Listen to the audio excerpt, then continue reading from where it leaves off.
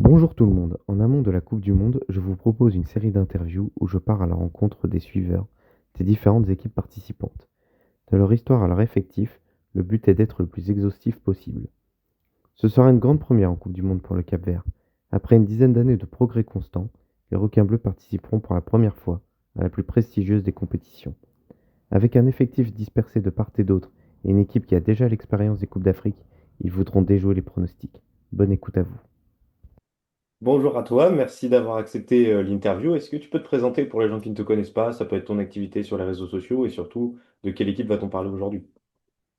Merci à toi pour l'invitation. Je me présente, fondateur des Requins Bleus, la page Les Requins Bleus sur X, TikTok et Instagram. Et aujourd'hui, on va parler de ma nation, le Cap-Vert et Requins Bleus. Requin bleu, quel surnom de l'équipe nationale? Exactement. Yes. Et donc, toi, tu es donc d'origine capverdienne, comme tu l'as expliqué. Oui. Et donc, ça fait longtemps que tu suis un peu la sélection. Euh, ouais. Depuis là, j'ai vu la première CAN en 2013. J'avais 10 ans à ce moment-là. Après cette CAN-là, j'ai un peu perdu la sélection de vue.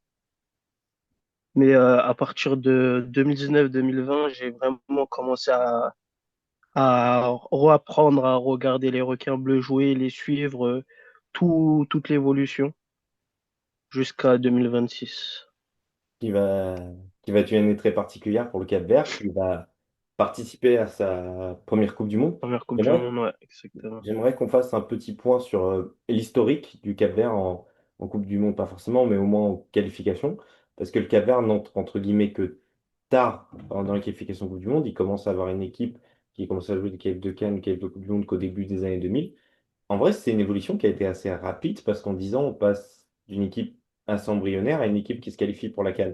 C'était un vrai projet d'avoir une équipe nationale ou l'équipe nationale était juste la conclusion d'un vivier qui était quand même assez présent. Euh, Bah, comme tu l'as dit, on passe d'une équipe on va dire que personne ne connaît en Afrique, à une équipe qui est en constante évolution. On, on le voit, chaque rassemblement, chaque année, on a de nouveaux joueurs qui émergent. Euh, Maintenant, on doit continuer sur cette voie-là, être une équipe qui se qualifie régulièrement en, en Coupe d'Afrique des Nations. Et après, c'est- le Cap-Vert était sur cette dernière. Je me rappelle sur la Coupe du Monde 2022, le Cap-Vert était à 2 points de se qualifier. Il y avait la poule du Nigeria. Et franchement, on voit l'évolution, on voit ce que Boubista fait. Et franchement, c'est plaisant. Ouais, c'est une évolution, comme tu dis, depuis 10 ans, entre la première qualification à la CAN qui était en 2013, où le Cap-Vert va en quart, et les autres. Et depuis l'évolution sur la scène, ça ne se qualifiait pas à toutes les CAN, mais au moins, c'est devenu un adversaire qu'on ne sous-estime pas en Afrique, j'ai l'impression. On se dit, le Cap-Vert, ça reste quand même une équipe solide d'Afrique, au moins.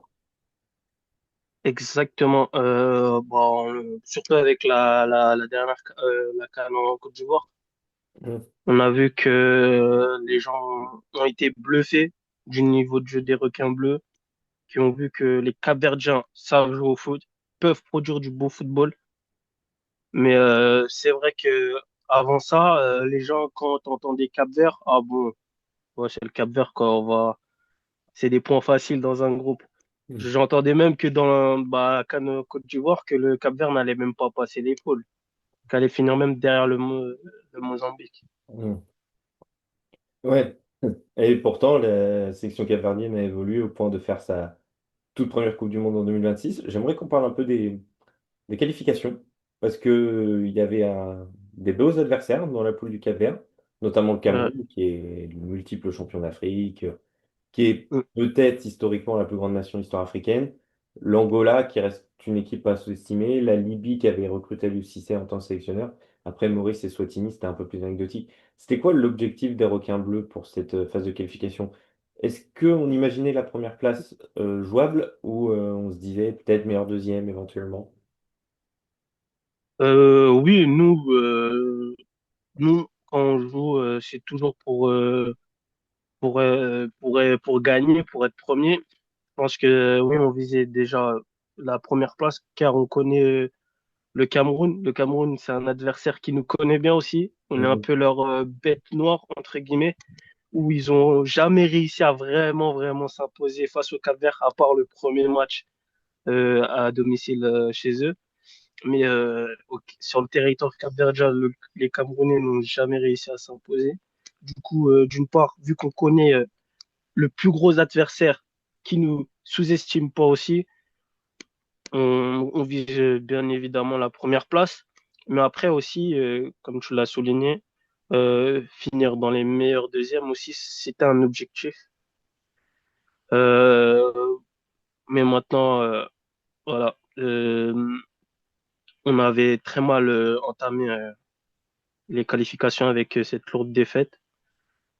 À ce moment-là, on s'est dit que ça allait être difficile, surtout qu'on voyait que l'Angola aussi derrière ça poussait. Mais avec force et détermination, on a réussi à remonter la pente. Oui, il y a eu des tournants, notamment une victoire contre le Cameroun, si je dis pas de bêtises. Exactement. En fait, Et c'est plus cette victoire qui sert de, comment je pourrais dire, pour les Capverdiens de se dire, il y a un monde où le Cap-Vert se qualifie.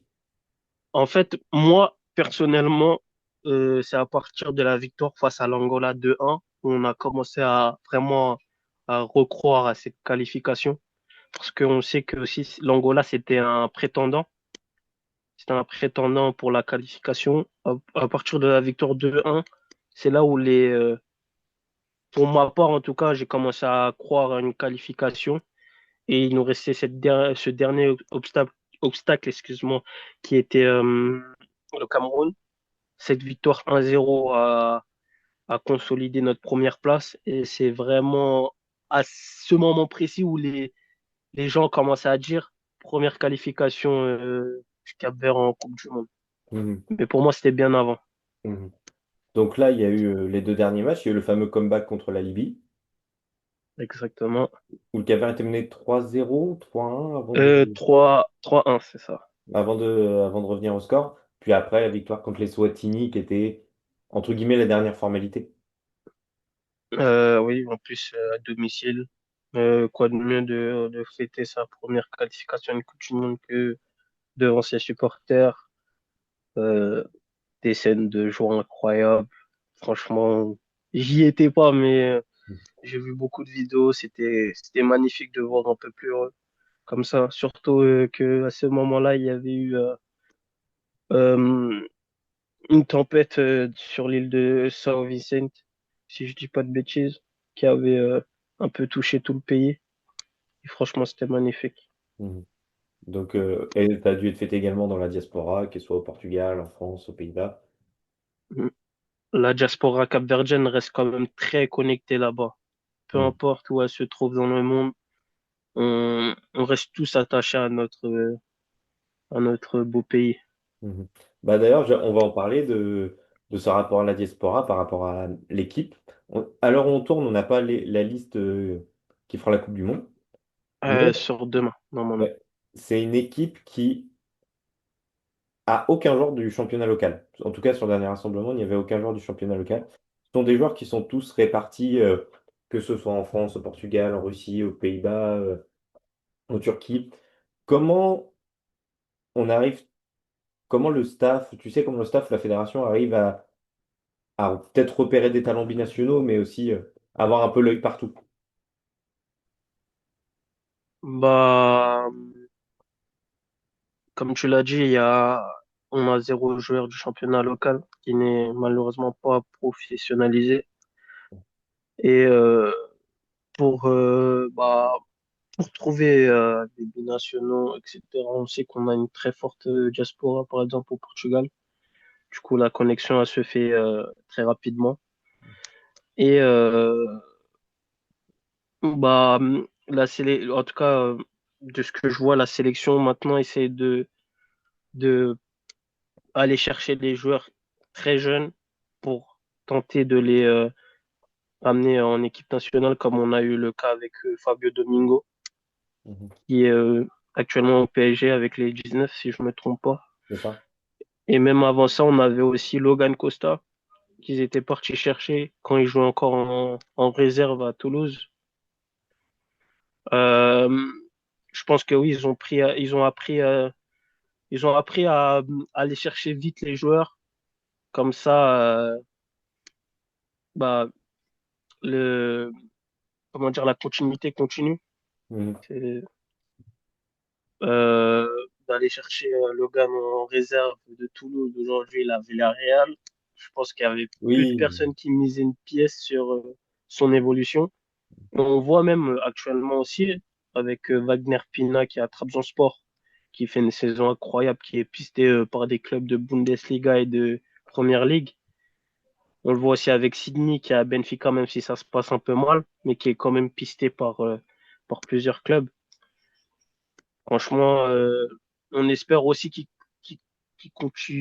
qu'ils vont continuer dans cette voie-là à aller chercher les jeunes joueurs dans le championnat portugais, néerlandais, français, partout où il y a de la diaspora pour continuer cette évolution. bien sûr, et ça permet aussi un renouvellement générationnel parce que l'effectif en soi du Cap-Vert est assez âgé avec beaucoup de trentenaires, avec beaucoup de joueurs qui ont 27-28 ans. Et c'est vrai que, à part Wagner Pina et le jeune du PSG dont tu parlais, ça, les jeunes ont du mal à se faire leur place, j'ai l'impression. En fait, comme tu le soulignes, les jeunes ont du mal à se faire leur place car le sélectionneur, c'est quelqu'un qui s'appuie que sur les joueurs bah, qui sont là depuis longtemps. En fait, ce sélectionneur, il a du mal à faire des changements. Mm. En fait, il va rester avec son 11 de type, avec Ryan Mendes, Gary Rodriguez, Jamiro Montero. Il a, c'est rare où tu vois en fait, c'est pas trop de la méritocratie comme on peut le souligner. Mm. Parce qu'on a des joueurs derrière qui poussent, bien évidemment, que ce soit au milieu de terrain, sur les côtés, etc. On espère que après la Coupe du Monde, ça va un peu changer à ce niveau-là, car on a vraiment des très bons jeunes joueurs qui ont faim de montrer ce qu'ils valent. Mais oui, comme tu l'as souligné, l'effectif est très âgé. Mais c'est comme le cas pour Vozinha qui a 40 ans, qui est encore dans les cages. Alors que derrière, on a Bruno Varela, malheureusement qui ne sera pas à la Coupe du Monde, mais voilà, on voit un peu comment ça se passe. Oui, oui. Est-ce que tu dis que le coach qui est là depuis relativement longtemps, tu dis qu'il a toujours les mêmes joueurs, je suppose qu'il a toujours un peu un même schéma. Euh, oui, son schéma de jeu, il est très clair. Il a rarement changé son schéma de jeu. Et je le dis aussi dans le sens où, comme je te le dis, par exemple, le cas Vozinha, Vozinha qui a 40 ans, c'est le gardien que presque toute une génération a connu, des anciens à maintenant. Derrière, quand on avait réussi à récupérer Bruno Varela, qui était capitaine à Victoria Guimarães, et qui est quand même numéro 2 alors que c'était à ce moment-là l'un des meilleurs gardiens du championnat portugais, si ce n'est le meilleur gardien hors top 3 du Portugal, Mm. Benfica, Porto, Sporting. On voit que Bovista, pour changer les joueurs, C'est compliqué. franchement, c'est compliqué. Ouais. Mhm. Est-ce que tu penses que cette Coupe du Monde, ça sera un peu une dernière danse pour cette génération-là, qui est un peu tout connue, parce qu'il y en a qui sont internationaux depuis très longtemps. Ça va être un peu partir sur un barreau d'honneur avant de Hum, pouvoir euh, continuer, avant de pouvoir faire la transition vers la nouvelle génération. oui, je pense et j'espère en tout cas que pour les Ryan Mendes, Gary Rodriguez, Bozinha, etc., ça sera leur dernière danse. C'est ça qu'ils cherchaient, ils espéraient pendant plusieurs années se qualifier à la Coupe du Monde. Là, c'est chose faite. J'espère qu'après ça, ils se retireront de la sélection avec les honneurs, bien sûr. Et comme ça, une nouvelle transition avec une nouvelle génération et on repart directement. Ah, oui, avec le sentiment du devoir, entre guillemets, plus qu'accompli.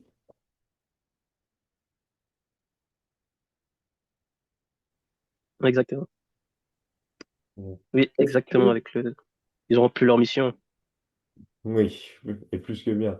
Est-ce que de cet effectif-là, même si on n'a pas encore, on a les grandes lignes, mais quelques joueurs pourront arriver vu qu'on n'a pas encore la liste, est-ce que tu aurais un petit peu un joueur à suivre? Un peu un joueur sur... T'aimerais que le grand public s'y attarde? Moi, personnellement, on en avait parlé. J'ai trois, quatre joueurs. J'espère que les gens porteront l'œil sur eux. Le premier, c'est Wagner Pina, mais il est connu en Turquie. Le deuxième, c'est Sidney Lopez Cabral, qui est, euh, qui a fait une bonne saison, un bon début de saison à Estrella. On a Daylon Livramento. On espère que, bon, sa saison avec Casapia, c'est un peu difficile. On espère que cette Coupe du Monde, ça lui ouvrira des portes. Et le quatrième joueur, c'est un peu un de mes chouchous, c'est Elio Varela, qui joue au Maccabi Tel Aviv, qui est vraiment un jeune joueur avec beaucoup de talent. On espère que il fera une bonne Coupe du Monde parce on doute pas de son talent. Mhm. Et je rajouterai une pièce pour Telmo Arcanjo, qui est un très bon joueur. Malheureusement, cette saison, c'est un peu plus difficile que l'année dernière. On espère aussi qu'il fasse une bonne Coupe du Monde. Mhm. Donc là, dans la Coupe du Monde, le Cap-Vert est dans un groupe avec l'Espagne, l'Uruguay et l'Arabie Saoudite. L'Espagne a quand même des airs de grandissime favori. L'Uruguay semble être positionné pour être deuxième. Et l'Arabie Saoudite, malgré un petit creux, a plus d'expérience de la Coupe du Monde. Ce qui fait que le Cap-Vert a un rôle de, entre guillemets, petit poussé. Toi, pour toi, ce serait quoi l'objectif et ce serait quoi ton prono? Euh, L'objectif, c'est bien évidemment, c'est de sortir des poules, Hmm. déjà. Et je pense que contre l'Espagne, ça va être très difficile. C'est l'un des favoris pour gagner cette Coupe du Monde. Venez-nous. Mais, on va jouer décomplexé, on n'a rien à perdre. Moi, je connais mon pays, je sais comment on joue, je sais qu'on va tout donner. Ce serait bien de sortir avec un nul. Un nul, ça serait vraiment un exploit face à l'Espagne. Mais la tâche s'avère vraiment compliquée. L'Uruguay, c'est une solide équipe, franchement. C'est pas l'Uruguay des années 2010, etc. Mais ça reste quand même une très bonne sélection. Essayer d'aller les titiller, pourquoi pas. Mais je pense que ça va plus se jouer entre le match Arabie Saoudite, qui ont quand même plus d'expérience que nous. On a vu le dernier Coupe du Monde, c'est la seule équipe qui a battu l'Argentine. Euh, mais aux dernières nouvelles, on voit que ils ont changé de sélectionneur. C'est un peu dans le, voilà, quoi. Après, comme je l'ai dit, on va jouer décomplexé comme on sait faire. On va poser le ballon, on va jouer et voilà, dans tous les cas, on a quand même réussi à se qualifier à la Coupe du Monde qui est un grand exploit et on est quand même, on va quand même être heureux dans tous les cas de voir notre équipe en Coupe du Monde. Mais on espère passer les poules, que ce soit peut-être en deuxième ou meilleur troisième, hein, qui sait, on ne sait pas. Dans tous les cas, c'est un match, c'est 90 minutes, 11 hommes Ouais. contre 11 hommes. Et voilà, hein. J'ai l'impression que tu vois cette Coupe du Monde comme du bonus. Euh, oui, on va dire ça comme ça, on voit comme du bonus, dans le sens où c'est dans la lignée de l'évolution de la sélection. Hmm. Et même si on fait une bonne impression, ça peut euh, pousser d'autres binationaux qui hésitaient peut-être à représenter le Cap-Vert à se dire, ah, mais le Cap-Vert, ça propose du beau jeu. C'est une équipe qui se qualifie régulièrement en Coupe d'Afrique des Nations, qui arrive à aller en Coupe du Monde. Peut-être réitérer ça pour la prochaine Coupe du Monde, Oui, pour malgré. montrer que c'est pas un exploit anodin. Mhm. Et Oui. ouais, Et comme on dit, c'est que du bonus. bien sûr. Et aussi montrer que le cadre autour de la sélection capverdienne, il est sain. C'est un peu, on a un vrai, montré à des binationaux qui a un vrai projet de jeu, qu'on compte sur les gens, qui a un vrai réseau de scouting, aussi bien pour. Ex- Après, est-ce que l'évolution du football capverdien va passer par peut-être une professionnalisation du championnat On espère. pour avoir quand Déjà, même ça, c'est. aussi, au-delà des binationaux, peut-être une base de joueurs locaux? Je sais que on a signé des partenariats avec plusieurs clubs. Braga, Porto, si je ne dis pas de bêtises. Euh, on voit que, on voit qu'ils essayent d'avoir une base de joueurs locaux, quand même formés en Europe, qui a une meilleure formation tactique, technique Bien sûr. qu'au Cap-Vert. Et franchement, la Coupe du Monde, comme j'ai dit, ça montre l'évolution et ça peut être un tournant pour la sélection. Mm. Vraiment, ça peut être un gros, gros tournant. Il y a beaucoup d'enjeux. On s'en rend pas compte comme ça, mais franchement, je pense qu'il y a vraiment beaucoup, beaucoup d'enjeux. Une Coupe du Monde, c'est pas rien. Tu t'exposes aux yeux de tout le monde. Oui. Pour toi, c'est Sinon, pas 3 matchs, et on verra. c'est montrer ce qu'on sait faire. Et peut-être que même les gens diront que, ah ouais, les Capverdiens, en fait, ça joue au football. Les joueurs capverdiens sont sous-estimés. Parce que pour moi, mais je trouve que les joueurs capverdiens sont sous-estimés. Il y en a qui méritent pas de jouer là où ils sont. Après, ça c'est un autre débat. Mais voilà. Montrer qu'on a du ballon. Mm. Montrer que montrer que le Cap-Vert peut être une équipe à la fois qui compte en Afrique et peut-être un petit peu à l'échelle mondiale. Exactement. Mm. Merci, je te remercie pour cette interview. Est-ce que tu te laisses le mot de la fin? Tu es à carte blanche pour t'exprimer, c'est comme tu veux. Bah, merci beaucoup pour l'invitation. Euh, j'ai été heureux de représenter ma nation, mon pays. On espère qu'on va faire une très belle Coupe du Monde, qui vont rendre le peuple heureux. Dans tous les cas, on sera toujours derrière cette équipe, dans les bons et les mauvais moments. Franchement, c'est incroyable. Je pouvais pas imaginer un jour me dire que le Cap-Vert va affronter l'Espagne en Coupe du Monde. En 2013, pour moi, ça me semblait tellement lointain qu'aujourd'hui, on y est. Et voilà, je tiens à remercier pour ton invitation, toutes les personnes qui nous suivent, les requins. Vraiment, merci. Vous nous faites chaud au cœur. Et on se dit à bientôt sur les terrains. Merci, je te souhaite une très bonne journée. Allez, merci beaucoup.